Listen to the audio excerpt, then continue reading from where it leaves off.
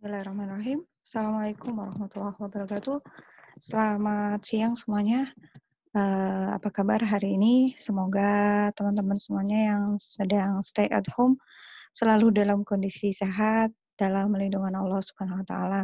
Dan jangan lupa kita selalu berdoa ya, moga-moga musibah ini segera cepat berlalu dan kita bisa dikembalikan lagi dengan kondisi yang lebih baik. Dan pastinya untuk teman-teman yang saat ini harus melakukan perkuliahan jarak jauh, tetap semangat, tetap jaga kondisinya. Oke, ketemu lagi di mata kuliah keperawatan jiwa. Kali ini ketemu dengan saya, Bu Ita Apriliani, dengan bahasan gangguan citra tubuh. Ya, di materi sebelumnya teman-teman sudah dipaparkan dengan berbagai macam teori tentang kesehatan jiwa, tentang bagaimana seorang mengalami gangguan jiwa, termasuk proses keperawatannya, dan juga sudah banyak ilmu yang pastinya akan lebih bisa menjembatani teman-teman ke materi yang akan saya sampaikan kali ini. Ya, seperti kita tahu konsep diri, ya, di situ kita akan kenal ada salah satunya komponen konsep diri adalah citra diri atau citra tubuh. Nah, bagaimana seseorang mengalami gangguan citra tubuh? Oke, langsung saja ya, kita langsung ke slide berikutnya. Ya, dari definisi dulu. Citra tubuh adalah kumpulan dari sikap individu yang disadari dan tidak disadari terhadap tubuhnya, termasuk persepsi tentang masa lalu dan sekarang, serta perasaan tentang ukuran, fungsi, penampilan, dan potensi yang secara berkesinambungan dimodifikasi dengan persepsi dan pengalaman yang baru. Jadi ada beberapa orang yang dulu merasa sangat pede, tapi terkait dengan waktu, mungkin ada misalnya seorang ibu yang tadinya sebelum menikah tubuhnya, langsing gitu ya, tapi ternyata setelah, menikah karena berbagai faktor ya, termasuk kehamilan, menyusui dan sebagainya, banyak faktor, sehingga tubuhnya, tidak lagi seperti semula. Nah, dari, perjalanan kehidupannya itu seorang kemudian merasa, menilai citra tubuhnya menjadi negatif misalnya. Nah, ini akan berkembang sesuai dengan waktu dan juga, pengalaman yang terjadi pada individu tersebut. Citra tubuh juga dipersepsikan, merupakan sebuah komponen dari konsep diri, di mana komponen ini dipengaruhi oleh pertumbuhan kognitif dan perkembangan fisik.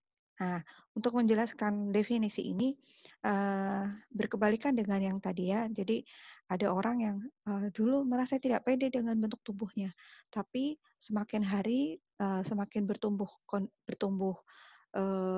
pemikiran kognitifnya, banyak info, banyak ilmu, dan banyak masukan, sehingga orang tersebut tidak lagi fokus pada eee, penampilan dirinya secara fisik, tapi lebih ke arah bagaimana kemampuan yang lain. Misalnya menjadi semakin pandai menguasai emosi, semakin pandai menghargai, kapasitas diri dan sebagainya. Nah, ini juga akan berpengaruh terhadap citra tubuh ya. Jadi citra tubuh kita banyak sekali dipengaruhi oleh bagaimana pertumbuhan kognitif dan juga perkembangan fisiknya. Oke.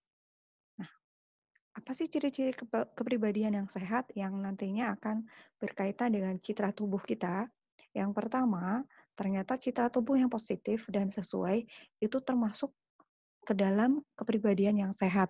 Jadi bagaimana orang menghargai bentuk tubuhnya mulai dari mata, mulai dari ujung kepala sampai kaki, sesuai dengan citra positifnya ya.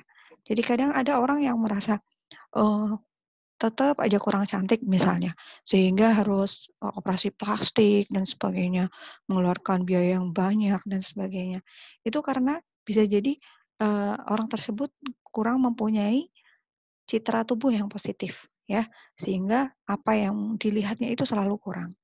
Tapi ada juga orang yang merasa, ternyata secara citra tubuh dia ada yang cacat dan sebagainya. Tapi karena konsep diri yang lainnya juga positif, nah ini tidak menjadikan sebuah masalah untuk kehidupannya. Kemudian kepribadian yang sehat juga didukung oleh yang kedua, ideal diri yang realistik, ya. Realistis, tidak terlalu tinggi, juga tidak terlalu rendah, sedang-sedang saja dan sesuai dengan realitas atau kenyataan. Yang ketiga, kepribadian yang sehat didukung juga oleh konsep diri yang positif. Ya, konsep diri merupakan salah satu bagian dari status mental kita yang ketika ada salah satunya yang mengalami gangguan, itu juga akan bisa mengakibatkan gangguan pada yang lainnya. Nah, konsep diri ini harus utuh, harus selaras dengan komponen konsep diri yang lain. Jadi ada citra diri, ada peran, ada persepsi, ada identitas ya, ada apa namanya, identitas, ada ideal diri. Nah, konsep diri yang positif akan sangat menunjang terhadap kemajuan dari hidup seseorang. Kemudian yang keempat adalah harga diri yang tinggi. Nah, harga diri yang tinggi itu bukan berarti sombong ya, tidak. Tapi harga diri yang tinggi itu di mana seseorang itu eee, mempunyai nilai yang positif terhadap dirinya, ya, terhadap persepsinya terhadap dirinya itu positif. Sehingga orang-orang yang berpikiran positif terhadap dirinya cenderung mempunyai harga diri yang tinggi, pede ya, percaya diri. Kalau saya percaya dia Allah ya. Ya, jadi harus seimbang ya. Tidak terlalu pede banget juga tidak gitu ya. Oke. Kemudian yang kelima, penampilan peran yang memuaskan. Nah, penampilan peran yang memuaskan ini juga tidak akan terlepas dari ideal diri ya. Nah, seringkali ada orang yang merasa ideal dirinya ingin misalnya dia ingin menjadi seorang foto model, tapi ternyata penampilannya kurang mendukung. Nah, hati-hati ya ketika, eee, 2 unsur ini misalnya tidak selaras. Ini juga akan mempengaruhi terhadap pembentukan konsep diri yang utuh, ya. Idealnya memang kita ketika mempunyai ideal diri atau sebuah keinginan, sebuah cita-cita, haruslah tetap yang realistis, bisa dicapai ya, kemudian sesuai dengan, harga diri, penampilan kita dan sebagainya, ya. Ketika penampilan kita memuaskan sesuai dengan peran kita, itu akan sangat mendukung terhadap pembentukan konsep diri yang baik. Yang terakhir, kepribadian diri yang sehat juga didukung oleh asa identitas yang jelas, ya. Harapan ya, harapan, asa itu harapan, harapan identitas yang jelas, ya. Identitas yang jelas itu ya kita semestinya mengetahui asal-usul kita, dari mana kita, siapa orang tua kita, apa hobi kita ya, termasuk terkait dengan identitas dan identifikasi kita terhadap diri kita sendiri. Jangan sampai orang bertanya kita nggak tahu ya. Masih ingat ini pelajarannya yang tentang Johari Window, yang 4 kuadran menurut Johari Window? Nah, teman-teman bisa ingat kembali ya, bagaimana kuadran 1 itu seperti apa, kuadran 2, kuadran 3, dan kuadran 4. Paling bagus adalah kuadran 1, maaf. Di mana orang tersebut tahu tentang dirinya dan orang lain pun tahu ya. Nah, bukan berarti semua hal tentang kita orang lain tahu, tidak, tetapi seimbang. Orang lain tahu diri kita pun tahu orang lain, seperti itu ya. Jadi tidak ada yang abu-abu dan sebagainya. Nah, keenam komponen ini mestinya ada di dalam diri kita sebagai seorang yang dinamakan orang yang sehat jiwa dan mempunyai kepribadian yang sehat. Ya, pastinya untuk mencapai ini semua butuh waktu karena banyak sekali hal-hal yang bisa mempengaruhi eh, nilai-nilai positif dari keenam unsur tadi. Ya. Selanjutnya, faktor predisposisi, bagaimana terjadinya gangguan citra tubuh, ya. Jadi, kita harus tahu apa saja faktor-faktor yang menyebabkan terjadinya gangguan citra tubuh. Yang pertama adalah faktor yang mempengaruhi harga diri, meliputi penolakan orang tua, harapan orang tua yang tidak realistis, kegagalan yang berulang kali, kurang mempunyai tanggung jawab personal, ketergantungan pada orang lain, dan ideal diri yang tidak realistis. Nah, ini semua ada di konsep diri ya. Nah, ternyata faktor-faktor yang mempengaruhi harga diri ini seringkali terjadi loh di sekitar kita ya. Nah, ini penolakan orang tua. Nah, banyak orang tua yang berharap anaknya misalnya ingin jadi polisi, padahal anaknya nggak pengen. Nah, sampai-sampai harus menempuh ujian masuk kepolisian berapa kali. Ya, ternyata gagal terus. Karena apa? Karena mungkin anaknya sendiri tidak ingin menjadi seorang polisi. Nah, ketika terjadi penolakan, terjadi kegagalan antara ketidakseimbangan antara harapan orang tua dan anak, ini juga akan mempengaruhi terhadap harga diri, ya. Kegagalan yang berulang, kemudian tanggung jawab personal yang tidak sesuai dengan harapan, sesuai dengan peran, ini menjadi faktor penyebab, ya, faktor penyebab. Kemudian yang kedua, faktor yang mempengaruhi penampilan peran, di antaranya stereotip peran seks, ya, tuntutan peran kerja dan harapan peran kultural. Stereotip peran seks, misalnya seorang anak laki-laki ketika di sebuah rumah, biasanya anak laki-laki itu dituntut untuk lebih bertanggung jawab, ya. Secara harfiah mungkin itu betul, ya, secara budaya dan sebagainya. Akan tetapi, ini juga harus diseimbangkan ya, tetap harus seimbang. Penilaian orang tua, pemberian peran terhadap anak dari orang tua juga harus tetap memperhatikan, faktor yang lain, misalnya usia, tingkat tumbuh kembang, faktor kesehatan, dan sebagainya. Sehingga ketika ada stereotip dengan peran seks ini tidak terlalu harus diberikan, ketika si anak ini misalnya masih dalam usia sebelum sekolah misalnya ya. Jadi tuntutannya itu harus disesuaikan dengan masa tumbuh kembang anak. Begitupun juga dengan tuntutan peran kerja ya. Mungkin di sekitar kita banyak yang menganggap, oh tukang ojek itu harus laki-laki misalnya ya.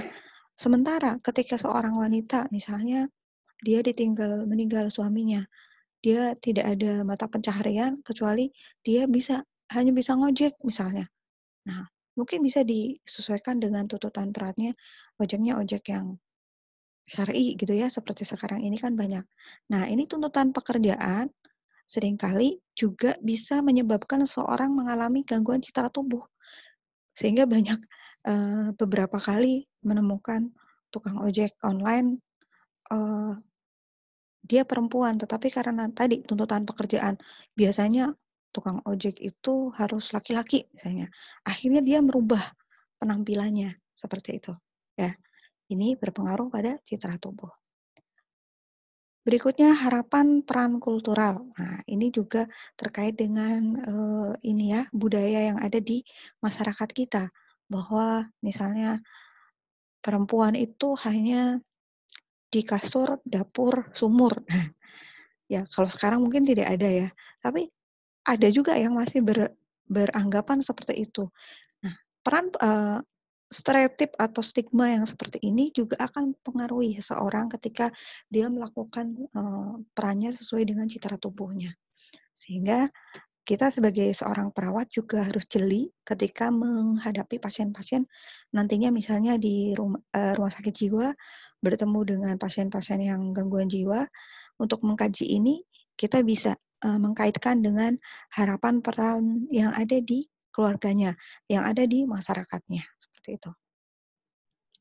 Berikutnya yang ketiga, faktor predisposisi dari gangguan citra tubuh adalah faktor yang mempengaruhi identitas personal, seperti ketidakpercayaan orang tua, tekanan dari kelompok sebaya, dan perubahan dalam struktur sosial. Ini banyak sekali terjadi di lingkungan kita juga, sehingga eh, terutama kasus-kasus yang sekarang ini ya, banyak terjadi transgender, ya, Bisa jadi karena tekanan dari kelompok sebaya, ya, karena salah pergaulan sehingga orang itu kemudian merubah penampilannya. Yang tadinya hanya, tampilan, tetapi karena ada tekanan dari kelompok tersebut, eee, yang menyebabkan orang tersebut akhirnya, terpengaruh untuk kemudian, berusaha berganti jenis kelamin. Ini akan sangat tergantung pada tingkat, kepercayaan diri seorang juga ya, termasuk lingkungan yang membentuknya, ya. Faktor identitas personal ini akan dibangun dari sejak kecil, dari mulai usia, 0 tahun sampai dia kemudian bisa menyadari bahwa jenis kelaminnya adalah laki-laki, jenis kelaminnya adalah perempuan, ya. Identitas ini akan nantinya juga akan berpengaruh terhadap citra tubuh seseorang. Berikutnya faktor presipitasi atau pencetus. Ya, eee, teman-teman harus sudah bisa membedakan ya, apa yang dimaksud faktor predisposisi dan apa yang dimaksud dengan faktor presipitasi. Ya, apa kalau faktor presipitasi? Ya, faktor presipitasi adalah faktor pencetus gangguan jiwa di mana, kurun waktunya terjadi di bawah 6 bulan, ya. Kalau di atas 6 bulan itu disebut faktor predisposisi. Oke, apa yang termasuk dalam faktor presipitasi gangguan citra tubuh? Yang pertama adalah trauma, ya. Seperti misalnya penganiayaan seksual, penganiayaan yang, sifatnya psikologis, menyaksikan kejadian yang mengancam kehidupan. Nah, ini menjadi sangat, eee, penting untuk disadari bahwa trauma ini karena terjadi biasanya sebuah trauma itu adalah sesuatu yang tidak mengenakan, kemudian oleh orang tersebut disimpan ke alam bawah sadar. Nah, kenapa setiap ada pengkajian gangguan jiwa, selalu kita menanyakan, apakah ada pengalaman masa lalu yang kurang mengenakan? Nah, terutama trauma-trauma pelecehan seksual misalnya. Ini menjadi sesuatu yang harus dikaji dengan betul, karena biasanya pasien itu cenderung menutupi karena menganggap itu sebuah aib. Padahal ketika, itu teridentifikasi, itu akan sangat bagus untuk menentukan intervensi keperawatan yang nantinya akan bermanfaat untuk proses kesembuhan pasien tersebut. Dan teman-teman harus hati-hati ya untuk menanyakan hal-hal yang terkait dengan masalah seksual ini. Oke. Faktor presipitasi yang kedua adalah ketegangan. Ketegangan ini bisa disebabkan karena ketegangan peran, berhubungan dengan peran atau posisi yang diharapkan si individu yang mengalami sebuah frustasi, ya. Ada yang pernah frustasi?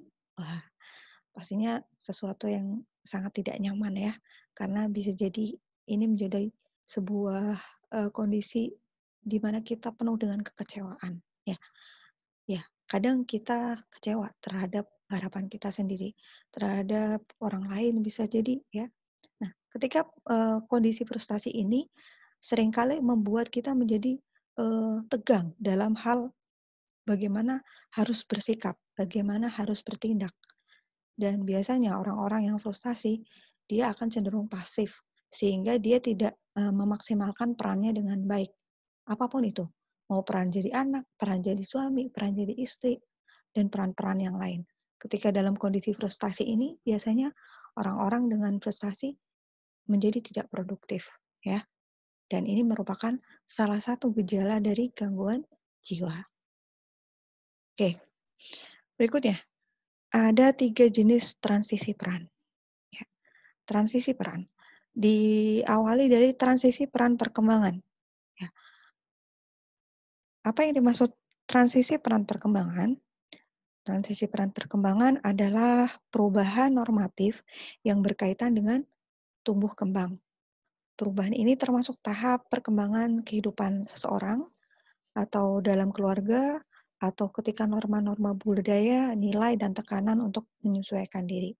Contoh dalam tahap perkembangan seorang yang mengalami masa pubertas ya, banyak terjadi perubahan ketika seorang anak berubah ke fase berikutnya, ya, mulai dari bentuk tubuh, dari suara, kemudian dari cara bergaul, dari cara berpakaian dan sebagainya. Ini merupakan perubahan yang jika ini tidak disadari oleh orang tersebut sebagai sesuatu yang normatif, ini akan menjadi sebuah stresor tersendiri. Dan ketika orang itu mengalami stresor terhadap peran tumbuh kembangnya, itu bisa jadi menjadi penyebab gangguan transisi peran. Berikutnya transisi peran situasi. Hal ini terjadi dengan bertambahnya atau berkurangnya anggota keluarga melalui kelahiran atau kematian. Ya, misalnya seorang istri yang ditinggal suaminya, yang tadinya dia bergantung untuk masalah nafkah ke suaminya, tiba-tiba suaminya tidak ada. Otomatis dia harus berperan menjadi seorang ayah juga, menjadi seorang pencari nafkah dan sebagainya untuk keluarganya. Nah, ini hati-hati sekali juga untuk mengkaji ini, kita butuh pendekatan yang baik terhadap pasien kita. Jenis transisi peran yang ketiga adalah transisi peran sehat. Nah, ini bisa kita contohkan dengan orang yang tadinya sehat, kemudian menjadi sakit, ya. Transisi peran ini pasti juga tidak mudah. Seperti halnya sekarang ini ya, yang tadinya kita bebas bergerak kemana-mana. Tapi setelah ada warning, ada himbauan terkait dengan penyebaran virus COVID-19, kita menjadi serba terbatas. Nah, perubahan situasi ini, transisi ini merupakan transisi peran sehat ke jangan sampai sih sakit ya, tapi ini menyebabkan sesuatu yang harus kita pelajari, sesuatu yang harus kita hadapi dengan baik. Ya. Berikutnya, transisi dicetuskan bisa jadi karena yang pertama adalah kehilangan bagian tubuh. Misalnya karena kecelakaan atau karena sebuah penyakit sehingga dia harus kehilangan anggota tubuhnya. Sementara anggota tubuhnya itu menjadi sebuah simbol atau misalnya bagaimana seorang menyikapi citra tubuhnya dengan baik ketika ada bagian di tubuhnya yang hilang. Nah, ini kondisi yang memang sangat mungkin menjadi pencetus terjadi gangguan citra tubuh. Kemudian perubahan ukuran, bentuk, penampilan, dan fungsi tubuh. Ini juga biasanya karena disebabkan oleh adanya sakit atau kecelakaan. Perubahan fisik berhubungan dengan tumbuh kembang normal. Ya, ada beberapa anak yang sudah mencapai masa balik, tetapi secara kognitif belum mencapai tahap tersebut. Nah, ada di beberapa anak ini ya, remaja tanggung ini biasanya mereka cenderung denial, menolak dan bisa jadi menjadi sebuah hal yang negatif ketika si remaja ini kurang bisa menyesuaikan antara perkembangan secara fisik dengan kognitifnya, dengan perkembangan secara psikologisnya, ya. Jadi ada anak yang fisiknya sudah gede, tapi dia masih main-main seperti anak kecil. Nah, biasanya hal-hal yang seperti ini bisa menyebabkan gangguan citra tubuh di kelak kemudian hari. Kemudian prosedur medis dan keperawatan yang tidak sesuai.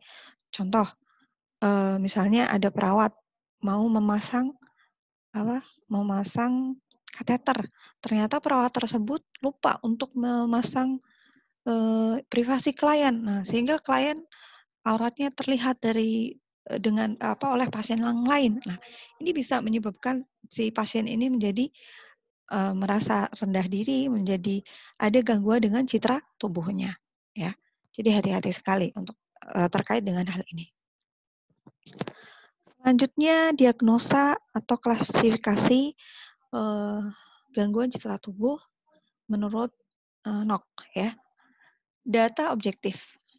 Biasanya pasien-pasien yang mengalami gangguan citra tubuh, kita bisa melihatnya dari kondisinya yang cenderung mengurung diri, ya, tidak mau bergaul dengan orang lain, cenderung mengurung diri. Dari hasil pemeriksaan dokter, pasien mengalami goncangan emosi, ya, bisa tes dengan skill tes, ansietas atau stres, skill, dan sebagainya ya. Kemudian didukung oleh data hilangnya bagian tubuh, kemudian perubahan anggota tubuh baik dalam bentuk maupun fungsinya. Kemudian membunyikan atau memamerkan bagian tubuh yang terganggu. Nah, menyembunyikan. Kalau menyembunyikan bisa jadi karena memang dia merasa sangat rendah gitu ya, rendah diri. Atau bahkan memamerkan. Itu biasanya karena pasien-pasien ini sudah mengalami depresi mania ya.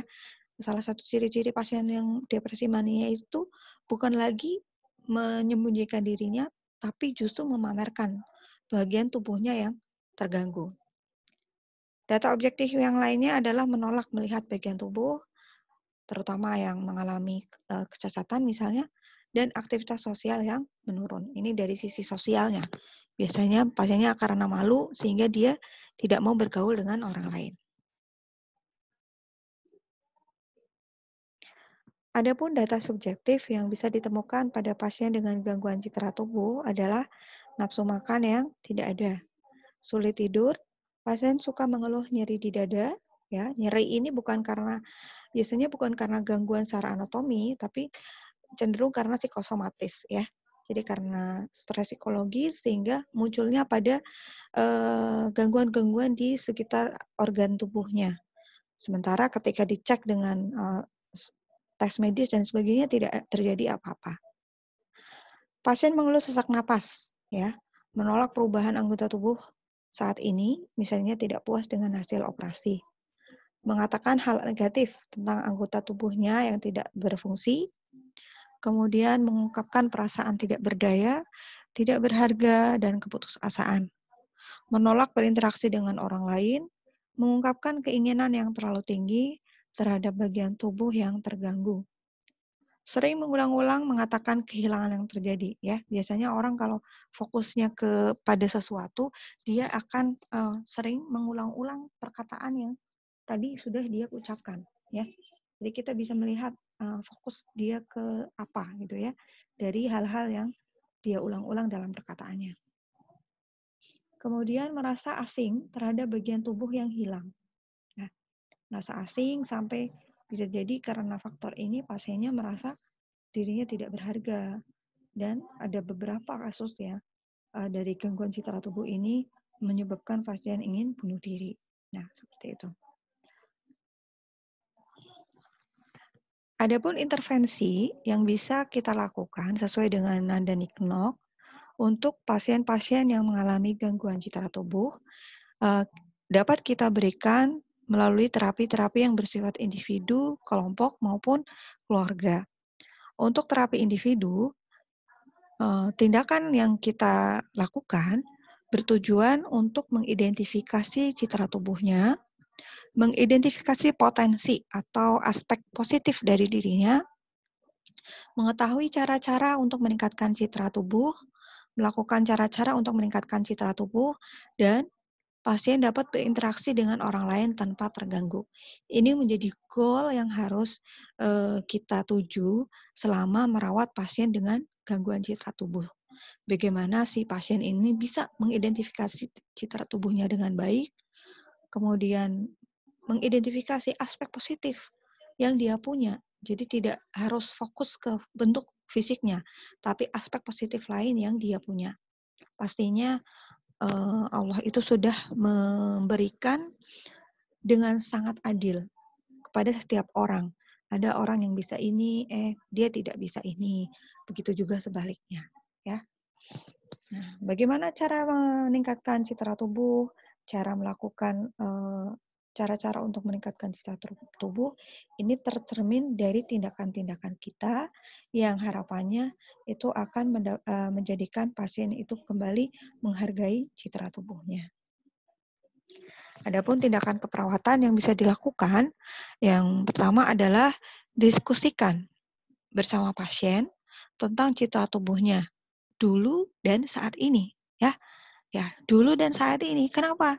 Ini menjadi penjembatan. Apakah ada kekecewaan antara dulu ada ketidaksesuaian antara harapan dulu sebelum dia sakit dengan sekarang ketika dia sakit.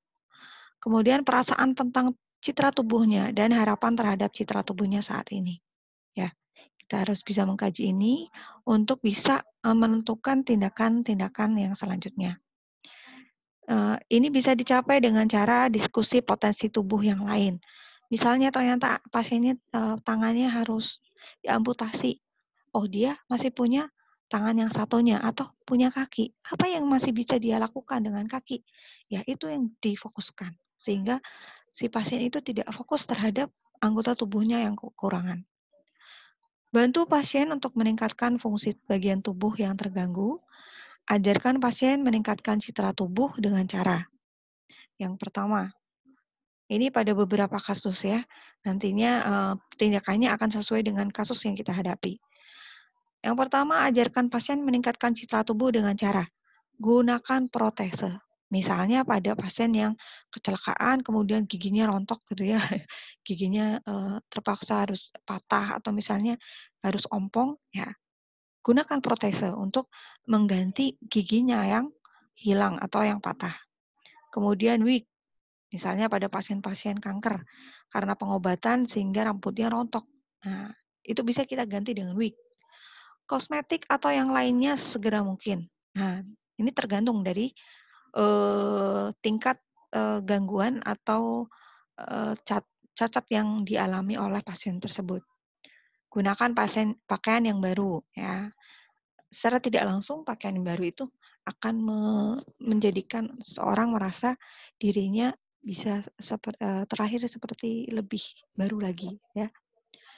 Berikutnya motivasi pasien untuk melihat bagian tubuh yang hilang secara lengkap. Ini bagian dari usaha perawat untuk membuat pasien itu menerima kondisinya, menerima takdirnya. Apapun itu, ketika pasien itu lebih menerima kondisinya, ini menjadi langkah awal yang sangat bagus untuk si pasien ini mencapai kesembuhan seperti semula. Bantu pasien menyentuh bagian tersebut, ya, dibantu, ya. Kalau misalnya pasien masih denial, kita jangan memaksa, tapi beri kesiapan, ya. Beri kesiapan pasien untuk bisa menyentuh bagian tubuhnya yang mungkin hilang, mungkin terganggu dan sebagainya. Berikutnya, motivasi pasien untuk melakukan aktivitas yang mengarah pada pembentukan tubuh yang ideal. Ya, pembentukan yang tubuh yang ideal, misalnya pada pasien-pasien yang obesitas dan sebagainya. Anjurkan pasien untuk melakukan aktivitas yang bisa mengarah pada pembentukan tubuh yang ideal. Selanjutnya, intervensi yang lain adalah lakukan interaksi secara bertahap dengan cara menyusun jadwal kegiatan sehari-hari. Ya, ini agar pasien tidak merasa boring, tidak merasa monoton. Ya, disusun jadwal sesuai dengan kesepakatan kita dengan pasien. Dorong pasien untuk melakukan aktivitas sehari-hari dan terlibat dalam aktivitas keluarga dan sosial. Ya, ini juga fungsinya untuk mengembalikan kepercayaan diri pasien bahwa pasien itu tuh diterima, dicintai, disayangi, dan nantinya itu akan sangat baik untuk meningkatkan harga diri pasien. Dorong untuk mengunjungi teman atau orang lain yang berarti atau mempunyai peran penting bagi dirinya. Nah, untuk poin ini penting sekali bagi perawat mengetahui siapa sih orang yang paling dekat, paling berarti buat diri pasien. Terus bagaimana kalau ternyata orangnya sudah meninggal? Nah, pasti ada second person ya. Ada orang yang misalnya setelah ibunya meninggal, ada ayahnya atau ada kakaknya, ada adiknya. Nah, orang-orang di lingkaran pertama pasien ini mestinya seorang perawat harus tahu sehingga dalam memberikan intervensi itu akan lebih menyeluruh, include ya, terintegrasi dengan program-program terapi yang lain, terutama untuk terapi keluarga. Selanjutnya, beri pujian terhadap keberhasilan pasien dalam melakukan interaksi.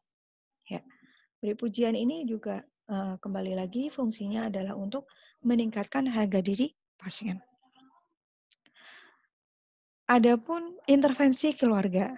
yang bisa kita berikan pada keluarga yang anggota keluarga yang mengalami gangguan citra tubuh, di antaranya keluarga dengan tujuan keluarga dapat mengenal masalah gangguan citra tubuh, mengenal, kemudian mengetahui cara mengatasinya, kemudian keluarga mampu merawat pasiennya, dan keluarga mampu mengevaluasi.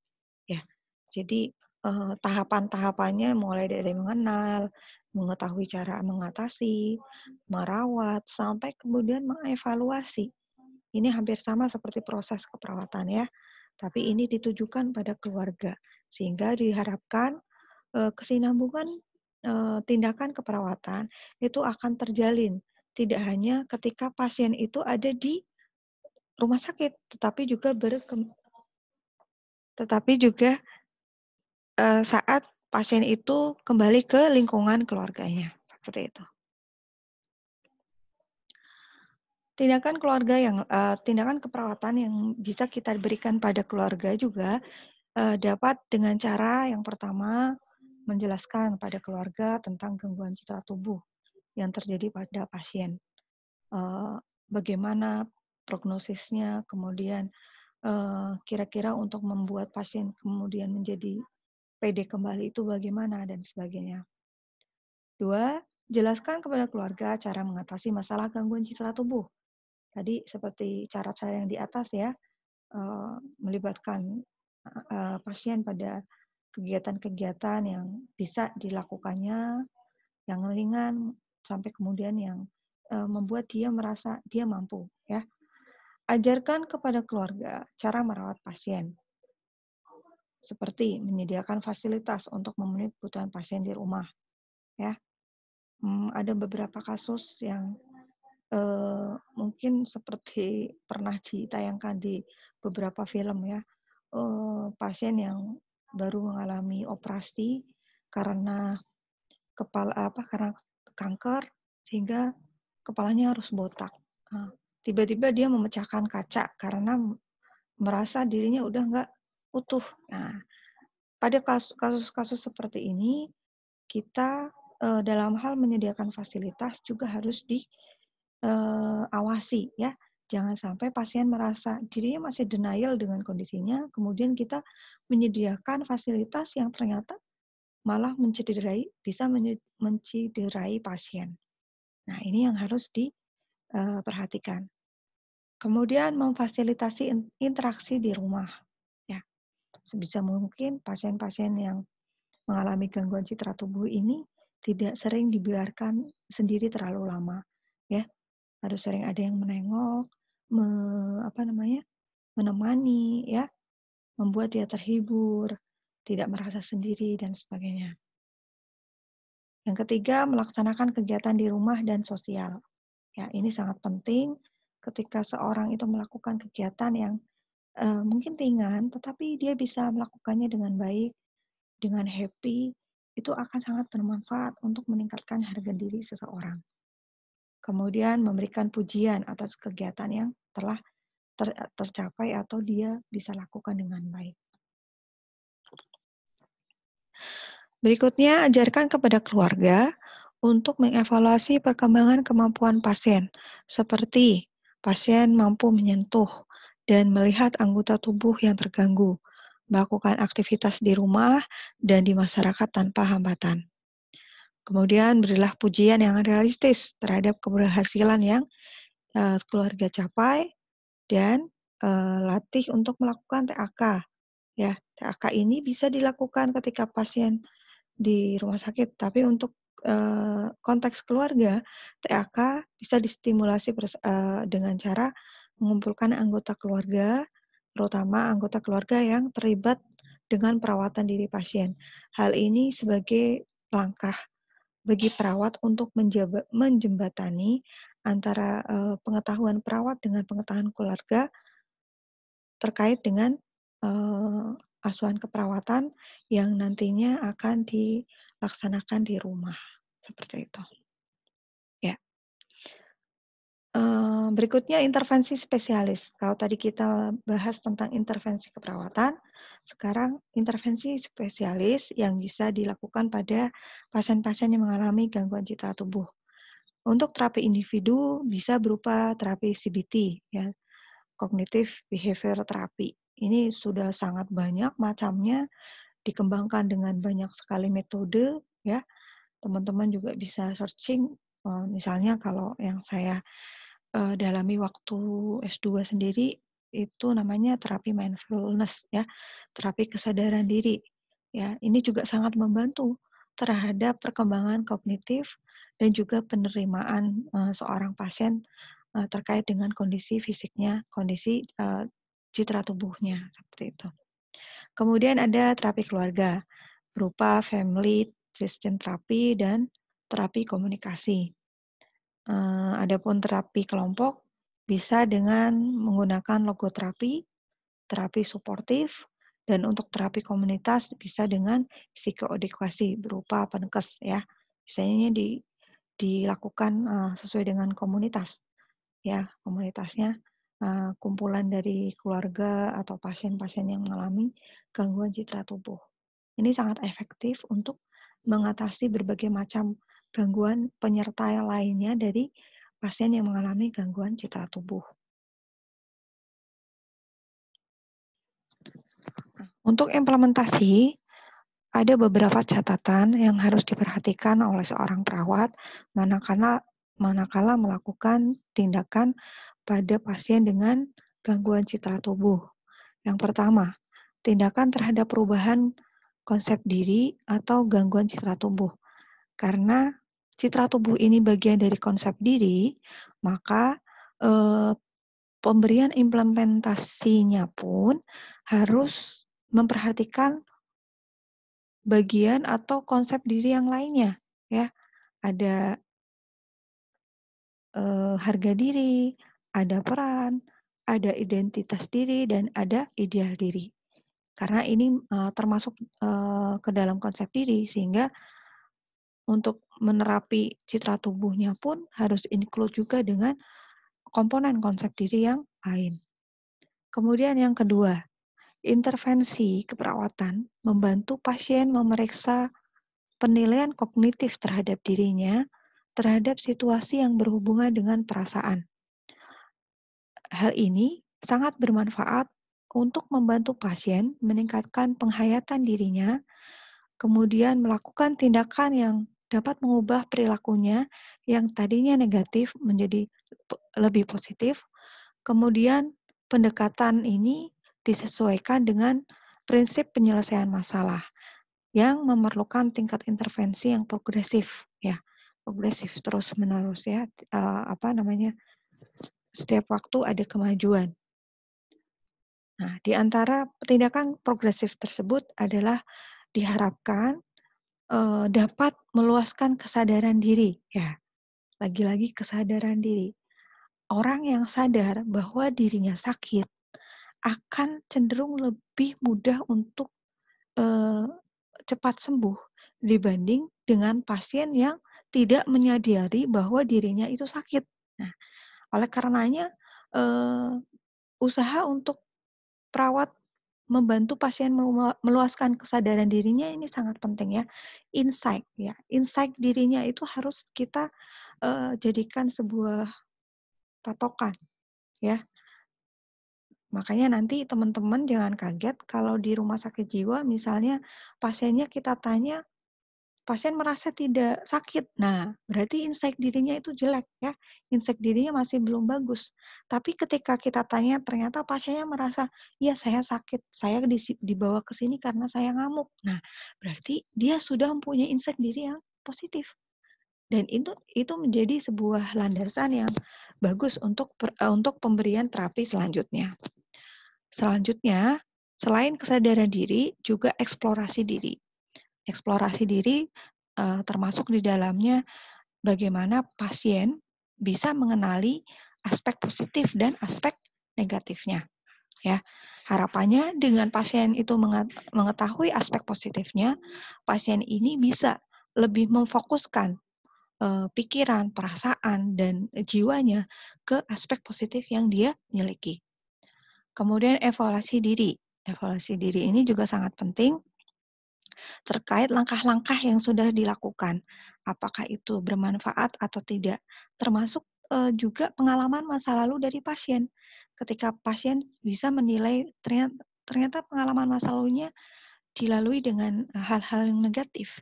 Nah, ini juga bisa membantu untuk menentukan intervensi selanjutnya dari hasil evaluasi diri pasien ini. Berikutnya perencanaan yang realistis, ya. Misalnya kita rencanakan untuk bisa menerima anggota tubuhnya berapa bulan dan sebagainya, itu harus terencana dengan realistis.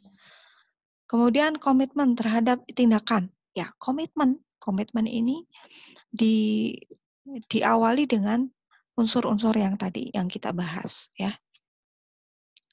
Nah, ini adalah intervensi keperawatan yang bertujuan untuk mengubah konsep diri pada tingkat pertama, ya.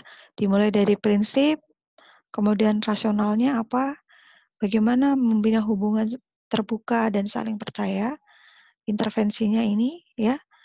Teman-teman bisa melihat bagaimana kita menawarkan penerimaan tanpa syarat, ya. Kita menerima di klien apa adanya, active listening, dukung pembahasan tentang pikiran dan perasaan pasien. Jadi kalau sedang mengkaji pasien itu, kita akan lebih banyak menggunakan telinga kita ya. Ya, jangan terlalu banyak untuk me membuat penekanan atau kemudian menanyakan banyak hal dengan pasien. Ketika ketika pasien yang mengalami gangguan citra tubuh ini mampu mengeluarkan perasaannya, mengeluarkan unek-uneknya, menyampaikan bagaimana sih ya perasaan yang dia alami saat ini, itu merupakan sebuah respon yang sangat bagus, sehingga respon kita pun harus bagus. Artinya kita lebih banyak mendengarkan, ya, beresponnya secukupnya saja. Sampaikan pada pasien bahwa seseorang itu berharga dan bertanggung jawab serta mampu menolong dirinya sendiri. Nah, ini kata-kata yang kelihatannya sederhana, tetapi ketika disampaikan pada pasien dengan konteks yang benar, dengan kondisi yang sesuai, ini akan sangat bagus untuk membina hubungan saling percaya antara perawat dan klien. Berikutnya, bekerja dengan pasien bagaimanapun kekuatan egonya. Ini bisa dilakukan melalui identifikasi kekuatan ego, pedoman pasien dengan sumber egonya, ya, sampai kemudian bagaimana cara kita mendekati pasien dengan tidak menuntut. Cegah pasien dari pengisolasian diri. Bina rutinitas yang sederhana bagi pasien, kemudian tetapkan batasan untuk perilaku yang tepat. Orientasikan pasien terhadap realitas dan kuatkan perilaku yang sesuai. Kemudian bagaimana caranya untuk memaksimalkan peran serta bagaimana pasien itu bisa menghargai terhadap hubungan terapeutik. Nah, tindakan ini bisa dicapai dengan intervensi, misalnya dengan meningkatkan peran serta pasien secara bertahap, terutama dalam hal pembuatan keputusan yang berkaitan dengan asuhan keperawatan pada dirinya. Mungkin kelihatannya sepele, hanya misalnya ketika kita tawarkan, Bapak mau makan atau mau beristirahat dulu. Nah, hal-hal seperti itu bisa kita tawarkan ke pasien. Ketika pasien tidak bisa menentukan, kita bisa menjembatani keputusan pasien itu dengan cara menggali dulu isi pikirannya dan sebagainya, harapannya dan sebagainya, seperti itu. Intervensi yang kedua berupa membantu pasien menerima perasaan dan pikirannya. Nah, di awal sudah dijelaskan bagaimana dukungan ekspresi kita terhadap keyakinan, kemudian bagaimana penerimaan pasien terhadap kondisinya, itu menjadi hal yang sangat penting untuk bisa kita fasilitasi. Waspada dan akan ketidakpuasan dan kendalikan perasaan kita sendiri sebagai seorang perawat, ya.